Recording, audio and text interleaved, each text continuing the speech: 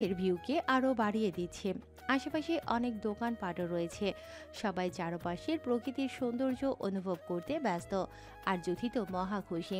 এই 7 বছরে ওর মনে হয় না কেউ ওকে রাতের বেলায় ঘুরতে নিয়ে এসেছে। যদিও সে দিনে ঘুরতে বের হয়েছে, তাও সব সময় আয়ান ওকে নিয়ে আসতো, আবার কিছুক্ষণ ঘুরে সাথে করে নিয়ে যেত। আজ সন্ধ্যাবেলায় আসতে পেরে তো কোনো কথাই নেই। সবাইকে রেখে সে একলা একলা ঘুরতেই ব্যস্ত। প্রায় আধা ঘন্টা খানেক সময় যেতে না যেতে কোত্থেকে আরিশ স্পিডে বাইক নিয়ে এসে যুথির সামনে দাঁড়াতেই যুথি দুপা পিছিয়ে যায়। আরিশের রাগী চোখ দুটো দেখে জামার দুই সাইড শক্ত করে মুঠ করে ধরে। তখন ওর কানে আসে গম্ভীর কণ্ঠে বলা কিছু বাক্য। এক্ষুনি বাইকে ওঠ। না, আমি আপনার সাথে যাব না। এক্ষুনি বাইকে ওঠ। যাবি কিনা সেটা তো জিজ্ঞেস করিনি, গাড়িতে উঠতে বলেছি। দেখুন, আমরা সবাই ঘুরতে এসেছি, আপনি। ঠাস। আমি তোকে কথা পেঁচাতে বলেছি? বাইক থেকে নেমে চেঁচিয়ে বলল। ওর চেঁচামেচির আওয়াজ শুনে রাদীপ সহ সবাই এক জায়গায় জড়ো হয়। রাদীপ যুথির চোখে পানি দেখে যুথির দুবাহু পেছন থেকে ধরে কাছে নিয়ে বলল। তুই এখানে কি করছিস? আরিশের রাদীপের কথায় তেমন ভাবান্তর হলো না। ওর চোখ রাগী দৃষ্টি নিয়ে তাকিয়ে আছে রাদীপের ধরে রাখা যুথির কাঁধের দিকে। আরিশের দৃষ্টি সবার চোখের আড়াল হলেও ফারির চোখ এড়ায়নি। তাই আস্তে করে যুথির পাশে গিয়ে রাদীপের কাছ থেকে ওকে ওর কাছে এনে দাঁড় করায়। আরিশকে দেখে রোদ্দ মহা খুশি। সবাইকে সাইড কাটিয়ে ওর সামনে গিয়ে বলল। আরে আরিশ, তুমি? তোমাকে তো বাড়িতে পাওয়াই যায় না। সারাদিন রাজনীতি নিয়ে ব্যস্ত থাকো। সে যাই হোক, এখন এখানে এসে ভালোই করেছো। এখন আমি তোমার সাথে বাইকে ঘুরবো। আরিশের রাগে এমনি ঘর পুড়ছিল। রোদ এসে এখন আবার আরিশ বলে আলু পোড়া দিল। আরিশ কোনো কথা না বলেই রোদের গালেও ঠাস করে একটা থাপ্পড় বসিয়ে বলল। ওই তোর ছোট আমি? আরিস কি, হ্যাঁ? গুনে গুনে তোর 7 বছরের বড় আমি, তাই ভাইয়া বলে ডাকবি, বুঝেছিস? রোদ এত জোরে থাপ্পড় খেয়ে ফুপিয়ে কান্না করে বলল। আর কিছুদিন পর এমনিতেই তো তোমাকে এই নামে ডাকবো। তাই তো এখন আরিশ রোদের বাকি কথাটুকু শেষ করতে না দিয়ে তেরা কণ্ঠে বলল। আমার সামনে থেকে সর। তোর সাথে কথা বলতে আমি এখানে আসিনি। কিন্তু আমি তো যাবি নাকি আরো একটা খাবি? রোদ আরিশের ধমকে দুপা পিছিয়ে ফুপিয়ে কান্না করতে করতে আর চোখে একবার যুথির দিকে তাকিয়ে মনে মনে ফুঁসতে থাকলো। সাথে মনে মনে বিড়বিড় করলো। এর শোধ আমি তোর উপর বাড়ি গিয়ে নেব। আরিশের সামনে থেকে রোদ সরে যেতেই ও যুথির কাছে গিয়ে ওকে পাজা কোলে তুলে বাইকের সামনের দিকটায় বসিয়ে নিজেও বাইকে উঠে ততক্ষণে বাইক স্টার্ট দিয়ে ফুল স্পিডে ওখান থেকে চলে আসে।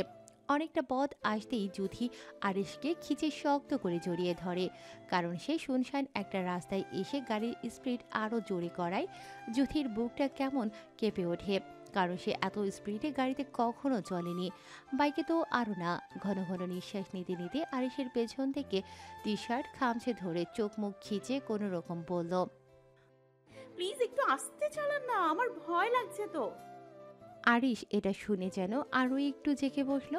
বাইকের স্পিডটা আরও বাড়িয়ে দিল, কারণ বাইকের স্পিড যদি একটু বাড়ে তাতে যদি তার বউ এভাবে জড়িয়ে ধরে তাহলে বাইকের স্পিড বাড়ানোই ভালো। একসময় একটা শুনশান নিরিবিলি জায়গায় এসে বাইকটা থামায়। বাইক থামাতে যুথি আস্তে করে আরিশের থেকে সরে বাইক থেকে নেমে দাঁড়ায়। যুথি নামতেই আরিশও নেমে যুথিকে রেখে সোজা সামনের দিকে হাঁটতে থাকে। এটা দেখে যুথি তো ভ্যাবাচাকা খেয়ে যায়। এই কুলাঙ্গার ব্যাটা ওকে একলা রেখে এই রাত্রিবেলা কোথায় যাচ্ছে? মনে মনে আরও কিছু বিড়বিড় করে। জেদ ধরে ওখানেই দাঁড়িয়ে থাকে। সেও এই অসভ্য লোকের পিছু পিছু যাবে না। কিন্তু অনেকক্ষণ হয়ে যাওয়াতে আরিশকে আসতে না দেখে মনে মনে কিছুটা ভয় অনুভব করে। তাই ও আরিশ যেদিকটায় গেছে ছোট ছোট পায়ে সেদিকটায় হাঁটা শুরু করে। কিছু দূর যেতেই দেখে আরিশ বসার মতো একটা কংক্রিট ব্রেঞ্চে মাথাটা নিচের দিকে করে বাঁ হাত দিয়ে কপালে ধরে বসে আছে। আরিশকে এভাবে দেখে ওর যতটুকু মনে হলো আরিশ রাগ কমাতে এমন মাথা নিচু করে বসে আছে। আরিশ এমন অনেকক্ষণ থাকার পরে যখন যুথির অস্তিত্ব অনুভব করে মাথাটা তুলে সামনের দিকে তাকিয়ে ভাঙা গলায় গাইতে শুরু করে।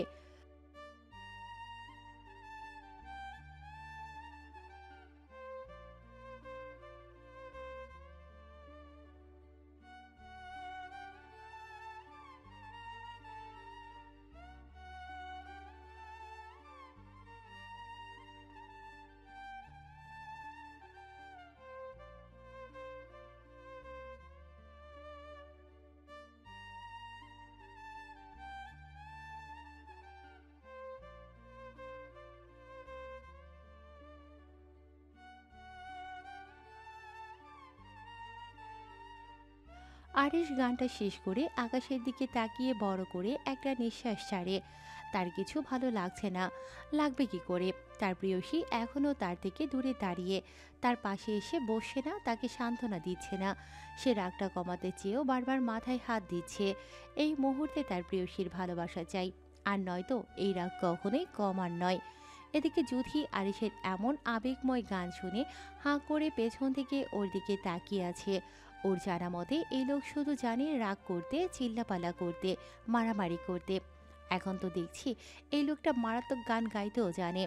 ওর বারবার মন বলছে আরিশকে একবার গিয়ে বলুক আপনার গানের গলাটা ভীষণ সুন্দর, কিন্তু মনের কথা মনেই রেখে চুপচাপ ওখানেই দাঁড়িয়ে রইল।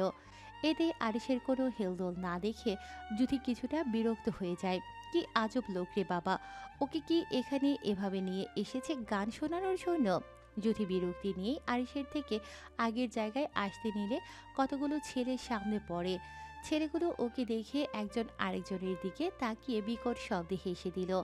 এটা দেখে যুথি কিছুটা কপাল কুঁচকিয়ে পাশ কাটিয়ে যেতে নিলে ওদের মধ্যে একটা ছেলে বলে ওঠে, আরে লম্বা ও চুলওয়ালি, কোথায় যাচ্ছ?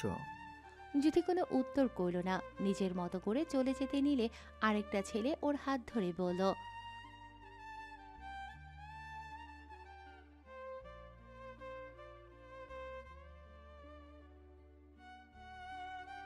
দেখুন, আমার হাতটা ছাড়ুন। ওর কথায় তাল মিলিয়ে পাশের ছেলেটা বলে, আরে ফিগারটা দেখেছিস? দেখে তো বয়স বেশি মনে হচ্ছে না, সাথে পোশাক দেখে তো মনে হচ্ছে বড়লোক বাড়ির মেয়ে। তা তোমার নাম কি? যুথি ছেলেগুলোর থেকে ছাড়া পাওয়ার জন্য হাত মোছড়ানোর মধ্যে পেছন থেকে আরিশ গম্ভীর কণ্ঠে বলল। আমি বলি ওর নাম। ছেলেগুলো আরিশের কথায় কিছু বলতে নেবে তার আগেই আরিশের মুখ দেখে সাথে সাথে যুথির হাতটা ছেড়ে দিয়ে বলল, বাবা ভাই আপনি? আর চোখে একবার যুথির দিকে তো আরেকবার আরিশের দিকে তাকিয়ে। আরিশ ছেলেগুলোকে ভয় পেতে দেখে ঠান্ডা কণ্ঠে বলল, সাইডে আয়, কথা আছে। বলে সামনের দিকে হাঁটা শুরু করে। ওখানে থাকা মোট 4 জন ছেলে আরিশের এমন কণ্ঠ শুনে ঢোক গিলে নিজেদের মুখ চাওয়াচাবি করে ভয়ে ভয়ে আরিশের সাথে হাঁটতে শুরু করে। অনেকটা হেঁটে একদম নির্জন জায়গায় এসে আরিশ থেমে যায়। আরিশকে থেমে যেতে দেখে ছেলেগুলোও থেমে যায়। ওদের ভিতর একটা ছেলে সদ্য সাহস নিয়ে বলল, ভাই কি কথা বলার জন্য এমন জায়গায় নিয়ে এসেছেন? আরিশের কোনো হেলদোল নেই, সে এখনো সামনের দিকে তাকানো। আরিশ হঠাৎ করেই ডান হাতে কোমরে গুজে রাখা পিস্তল বের করে ঘুরেই 4 জন ছেলেকে কোনো সময় না দিয়ে পরপর 4টা গুলি করে দিল। গুলি খাওয়ার সাথে সাথে ছেলেগুলো কি হয়েছে বুঝলো না। যখন আস্তে করে মাটিতে লুটিয়ে পড়ে রক্ত দেখলো, তখন বুঝতে পারলো আরিশ ওদের এখানে মারার জন্য নিয়ে এসেছে, আর সেটা করে দিয়েছে। কিন্তু তাদের হাতে এখন আর সেই সময় নেই যে এখান থেকে পালাবে। ছেলেগুলো কিছু বলতে চাইছিল আরিশকে, কিন্তু ওদের কিছু বলার আগেই আরিশ হুঙ্কার দিয়ে বলল, আর আমির বাচ্চা যে মেয়েকে 1 সেকেন্ড চোখের আড়াল হতে দেই না, যাকে পরপুরুষের সঙ্গে সহ্য করতে পারি না, আর সেখানে কিনা তোরা ওর হাত ধরেছিস, ওর হট বলে কুদৃষ্টি দিয়েছিস। যে চোখ ওই নারীর দিকে ইচ্ছাকৃত তাকাবে সেই চোখ আমি তুলে নেব। যেই হাত ওই নারীকে ছোঁবে তাকে দুনিয়া থেকে বিলুপ্ত করতে আমার 1 সেকেন্ডও সময় লাগবে না, যেমনটা তোদের করলাম। ছেলেগুলো আরিশের সম্পূর্ণ কথা শুনতেও পারল না, তার আগেই পৃথিবী থেকে পরগায়ন করল। আরিশ ওদের দিকে তাকিয়ে পিস্তলটা ঘুরিয়ে আবারও কোমরে গুজে নিতে নিতে বলল, হিজাব ছানা বাইরে বের হওয়ার মজা তোকে আজ বুঝাবো। নিঃশব্দে থমকানো পরিবেশ, নিরিবিলি স্থান, 4-5টা ল্যাম্পপোস্টের আলোয় আলোকিত। তখন আরিশ ছেলেগুলোকে নিয়ে যাওয়ার পর যুধি ওখানে বসে যে হাত ছেলেটা ধরেছিল সে হাত অটো হাত দিয়ে মোড়াতে মোড়াতে তখন থেকে বসে আছে। আর কিছুক্ষণ পরপর আরিশ যে দিকটায় গেছে বারবার সেদিকে তাকাচ্ছে। হঠাৎ ওর চোখে পড়ে আরিশ রক্ত আভা চোখ করে ওর দিকে এগিয়ে আসে। এটা দেখে হাত মোড়ানো ছেড়ে দিয়ে পরপর ঢোক গিলে উঠে দাঁড়িয়ে 2 পা পিছিয়ে যেতে নিলে আরিশ ওর চুলের মুঠি পেছন থেকে শক্ত করে ধরে অন্য হাত দিয়ে গাল চেপে ধরে চেঁচিয়ে বলল, তুই আর কত জ্বালাবি আমাকে? লম্বা চুল সুন্দর ফিগার দেখানোর জন্য ঘুরতে এসেছিলি তাই না? আরিশ এত জোরে জুথির চুল চেপে ধরেছিল যে ব্যথায় ওর চোখ দিয়ে পানি বের হয়ে যায়। সাথে গাল চেপে ধরায় মুখ দিয়ে কিছু বলতে না পেরে মাথাটা দুপাশে ঘোরালো, যার মানে সে এসবের জন্য আসেনি। আরিশের এমনিতেই মেজাজ চঙ্গে ছিল, তার প্রেয়সী ওই ছাগলের পুতের সাথে ঘুরতে আসায়। এখন আবার এই কাণ্ডে ওর রাগকে কন্ট্রোল করা দায় হয়ে গেছে ওর কাছেই। ঘন ঘন নিঃশ্বাস ফেলে অন্যদিকে তাকিয়ে গম্ভীর কণ্ঠে বলল, তোর করা ভুলগুলোকে সবসময় এটাই ভেবেছি আমি মনে হয় ব্যর্থ তোকে সামলে রাখতে, তাই তোকে বারবার ক্ষমা করতে চেয়েছি। আর এটাই হয়তো আমার ভুল, আর নয়তো তুই প্রতি পদে পদে ভুল করতি না। কিন্তু আর না, এই হাতটা ধরেছিল তাই না, এই হাতটাই আমি রাখবো না, সম্পূর্ণ পুড়ে ছাই করে দেব। চল আমার সাথে। বলে জুথির হাতটা টানতে টানতে বাইকের কাছে নিয়ে ওকে উঠিয়ে বাইক স্টার্ট দেয়। জুথি ভয়ে ফুপিয়ে ফুপিয়ে কান্না করছে। আরিশ যে পরিমাণ রেগে আছে, বাড়ি গিয়ে ওকে কি করবে কে জানে, এইসব ভাবছে আর ভয়ে ফুপিয়ে উঠছে। সময়টা রাত ৮টা, দিনের ঘরে। খানবাড়ির সবার স্থান এখন বসার ঘরে। বাড়ির কর্তাদের অফিস থেকে প্রায় ফেরার সময় হয়েছে, তাই বাড়ির কর্তীরা সবাই এক জায়গায় বসে খোশ গল্পের আড্ডা বসিয়েছে। এই তো কিছুক্ষণ হয় রাতে ফেরা ফিরে যে যার রুমে গেছে। যদিও সানজিদা খান জিজ্ঞেস করেছিলেন জুথির কথা, তখন ফারি আগ বাড়িয়ে বলেছিল আরিশ ভাইয়ের সাথে আসে। এতে সানজিদা খান মনে মনে বিরক্ত হলেও ছেলের কথা ভেবে মুখে কিছু বলেনি, বরং সবাইকে যে যার রুমে যেতে বলেছিলেন। ওনার কথায় বাকিরা আর কেউ কথা বাড়ায়নি, যে যার মতো করে গল্প করতে শুরু করলেন। ওনাদের কথাবার্তা বলায় এক পর্যায়ে আরিশকে জুথির হাত ধরে টানতে টানতে ভিতরে আসতে দেখে মেজ চাচি লিমা খান বললেন, আরে আরিশ, তুমি ওকে এভাবে নিয়ে আসছো কেন? ওনার কথা শুনে সবাই দরজার দিকে তাকিয়ে দেখে জুথিকে টেনে নিয়ে আসার দৃশ্য। জুথিকে দেখে ওর আম্মু মোমেনা খান আরিশের সামনে গিয়ে বললেন, আরে আরিশ আব্বু, তোমার এই অবস্থা কেন? নিশ্চয়ই এই অলক্ষণী মেয়েটা কিছু করেছে, তাই না? আরিশ কারো কথায় উত্তর করল না। নিজের মতো করে জুথির হাত টেনে উপরে সিঁড়ি দিয়ে উঠতে নিলে সানজিদা খান কড়া কণ্ঠে বলেন, আরিশ, তোমাকে ঠিক লাগছে না। আর এভাবে পাগলের মতো করছো কেন? এ মেয়ের হাত ছাড়ো। আরিশ তার মায়ের কথায় ওখানে দাঁড়ায়, পেছন ঘুরে না তাকিয়ে মায়ের কথার সম্মান রাখার জন্য নম্র কণ্ঠে বললেন, দেখো আম্মু, এমনিতেই অনেকবার নিজেকে কন্ট্রোল করার চেষ্টা করেছি, কিন্তু আমি ব্যর্থ আম্মু। এখন আমাকে আর রাগিও না, আমাকে আমার মতো থাকতে দাও। আর নয়তো এবার আমি একা নয়, এই বাড়তি প্যারাকে আমার সাথে নিয়ে যাব। বলে আগের মতো জুথির হাত টানতে টানতে ওর রুমের দিকে চলে গেছে। সানজিদা খান আর কথা বাড়ালেন না, ওনার এই ঝামেলাগুলো মোটেই সহ্য হয় না। ওনার ছেলেটা দিন দিন কেমন বেপরোয়া উন্মাদ হয়ে গেছে, কারো কথা এখন আর তেমন শুনতে চায় না, নিজের মন মতো চলে। আরিশ এমনটা ছিল না। দেশে থাকাকালীন আরিশ আর কারো কথা শুনুক আর না শুনুক, ওর মায়ের আর ওর আব্বুর কথা সবসময় শুনতো। কিন্তু দেশে ফেরার পর আরিশ কেমন বদলে গেছে, সেই চেনা আরিশ আর এই আরিশের অনেক পার্থক্য। ছেলেকে কিছু বলতেও পারছেন না, আবারও যদি ওনাদের ছেড়ে চলে যায়, এসব চিন্তা করে উনি সোফার উপর বসে দীর্ঘ নিঃশ্বাস ছাড়েন। আরিশ জ্যোতিকে ওর রুমে এনে ঠাস করে দরজাটা ভেতর থেকে বন্ধ করে। জ্যোতিকে বিছানার উপর ধাক্কা মেরে ফেলে দিয়ে খাটের পাশে ছোট্ট টেবিলের ড্রয়ার থেকে মাঝারি লোহার মতো লম্বা কিছু একটা বের করে ম্যাচ জ্বালিয়ে আগুনের উপর ধরে। এটা দেখে জ্যোতি আরো জোরে কান্না করে দিয়ে বলল, প্লিজ আমার সাথে এমনটা করবেন না, আমার হাত পোড়াবেন না প্লিজ, তাহলে আমি আমি পরীক্ষা দিতে পারবো না। পরীক্ষার কথা আগে মনে ছিল না? ওর দিকে না তাকিয়ে লোহাটা গরম করতে করতে। আরিশ জুথির কোনো কথা শুনছে না দেখে জুথি ভয়ে বিছানার এক কোণে গুটিসুটি দিয়ে বিছানার চাদর খামচে ধরে। ফুপিয়ে ফুপিয়ে ভয় ভয়ে চোখে আরিশের দিকে তাকিয়ে কান্না করছে। আরিশের লোহাটা গরম করা হয়ে গেলে আগুন থেকে সরিয়ে দেখে সেটা দিয়ে সাদা সাদা ধোঁয়া উঠছে। এটা দেখে আরিশ বাঁকা হেসে জুথির দিকে তাকিয়ে ঠান্ডা কণ্ঠে বলল, এদিকে আয়। আরিশের বলা দুটো কথা যেন জুথির বিছানায় খামছে ধরা হাত দুটো কেঁপে ওঠে। তাই একদম খাটের কোণে আরও গুটিসুটি দিয়ে নিচের দিকে তাকিয়ে ফোপাচ্ছে। আরিশ জুথির নড়চড় না দেখে গম্ভীর কণ্ঠে বলল, কি হলো, কাছে আসতে বললাম না? যদি কোনো উপায় না পেয়ে আস্তে বিছানা থেকে নেমে গুটি গুটি পায়ে আরিশের সামনে দাঁড়িয়ে নিচের দিকে তাকিয়ে ভয় ফুপিয়ে কান্না করছে। জ্যোতিকে কাছে আসতে দেখে আবারও গম্ভীর কণ্ঠে বলল, তোর হাতটা দে, লোহাটা ঠান্ডা হয়ে যাচ্ছে তো।